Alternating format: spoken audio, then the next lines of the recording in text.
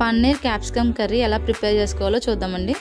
దానికి కావాల్సిన ఇంగ్రీడియంట్స్ అన్ని పక్కన పెట్టుకొని ఇప్పుడు స్టవ్ మీద ప్యాన్ పెట్టి అందులో కొంచెం ఆయిల్ వేసి అది కొంచెం హీట్ ఎక్కాక కొంచెం పసుపు వేసుకొని అందులో ముందుగా తీసుకున్న పన్నీర్ ముక్కలు వేసుకొని దాన్ని బాగా మిక్స్ చేసుకొని బాగా ఫ్రై చేసి అవి గోల్డెన్ కలర్ వచ్చే వరకు వాటిని ఫ్రై అయ్యాక పక్కకు తీసుకొని పెట్టుకుందామండి.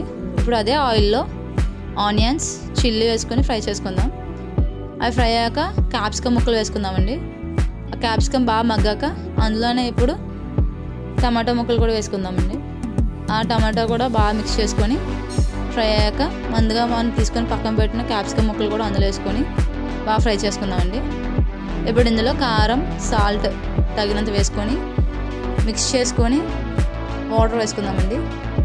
అవి కూడా బాగా మిక్స్ చేసుకొని గసగసాలు జీలకర్ర ధనియాలు అల్లం పేస్ట్ వేసుకుందామండి.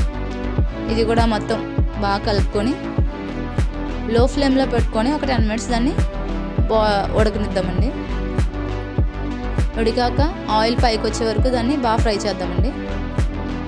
అంతే అండి, ఎంతో tasty paneer and capsicum curry ready.